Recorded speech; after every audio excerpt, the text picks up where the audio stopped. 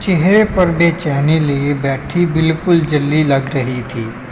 وہ جا چکا تھا، اتنی کوفت اسے کبھی نہیں ہوئی تھی۔ وہ نماز وقت پر پڑھنے کی عادی تھی اور آج ہی آنکھیں کھل رہی تھیں۔ کیا سوچ رہے ہوں گے ارسلان میرے بارے میں؟ شرمندگی ہی شرمندگی تھی۔ وہ وضو کر چکی تھی اور جائے نماز پر کھڑی ہوئی تو اس کو ارسلان کا خیال آنے لگا۔ وہ خیال کو رد کر کے پھر سے نیت باندھنے والی تھی۔ اس کو پیچھے سے ارسلان کی آواز سنائی دی، فریحہ! اس نے پیچھے مڑ کر دیکھا تو وہ دروازے پر کھڑا ہوا تھا۔ آپ نماز کے لیے نہیں گئے؟ نہیں، میں گیا تھا لیکن واپس آ گیا، وہ اس کی طرف قدم بڑھاتے ہوئے بولا تھا، جس کا چہرہ ابھی تر تھا وضو کے پانی سے، مگر کیوں وہ منہ کھولے کھڑی تھی۔ اس نے آگے بڑھ کر اس کا کھلا منہ بند کیا اور کہا کہ تم میری امامت میں نماز پڑھو گی۔ آج پتہ نہیں یہ حکم تھا، درخواست تھی یا حق تھا۔ وہ کھلکھلا اٹھی اور وہ جائے نماز پیچھے جا چکا تھا اور اس کی بیوی اس کے پہلو میں کھڑی تھی۔ عجیب شخص تھا کہ جس کے لیے ساری زندگی محبت کے لیے ترستی رہی تھی، اس کے پہلو میں ہی نماز ادا کر رہی تھی۔ وہ دونوں اب نماز ادا کر رہے تھے۔ سلام پھیرا گیا تو چپ تھی، بالکل جیسے الفاظ ہی نہ تھے۔ اس کے پاس وقت کے رکنے کی التجا اس نے بے ساختگی کی تھی۔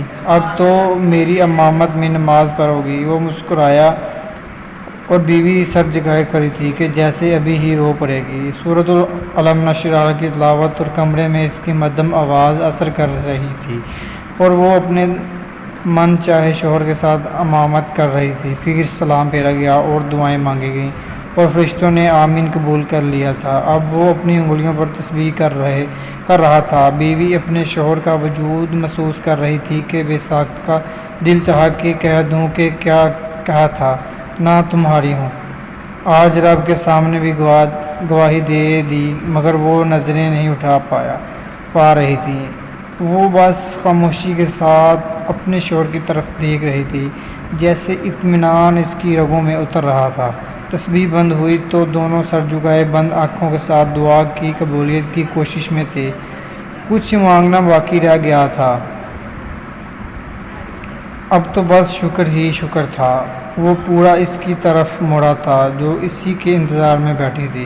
اس کا دوپٹہ مزید نیچے آ کر اس کی پیشانی کو چھپا گیا تھا، نظریں جیسے اٹھنے سے انکاری تھی۔ وہ اس کو اپنے ہاتھوں میں لیے ایک آیت پڑھ رہا تھا کہ گویا کہہ رہا تھا کہ تمہارا ہونے کے بعد مجھ پر رب کی رحمتیں مکمل ہو گئی ہیں۔ اس کا ہاتھ اپنے ہاتھ میں لیے بہت آہستگی سے سلا رہا تھا، جیسے مان دے رہا تھا۔ وہ سورۃ الرحمن کی تلاوت سننے اس کی گود میں سر رکھ چکی تھی اور آنکھیں موند لی تھیں۔ وہ شخص کیا تھا وہ کبھی جان ہی نہ پائی۔ اتنے سال اس کے لیے تڑپتی رہی تھی، کبھی نظر اٹھا کر نہ دیکھا تھا اس کو، اور آج اس کو رب کے سامنے لیے بیٹھا تھا کہ اس سے بہتر بھی کوئی اظہار ہو سکتا تھا۔ محبت تو محبت ہوتی ہے، کسی وحی کی طرح دلوں پر اترتی ہے، کیا پتہ کب اور کہاں ازل ہو جائے اور پہلی محبت پر آخری محبت کی مہر لگ جائے، اور کب کس فریحہ کو کسی ارسلان کا کر دیا جائے۔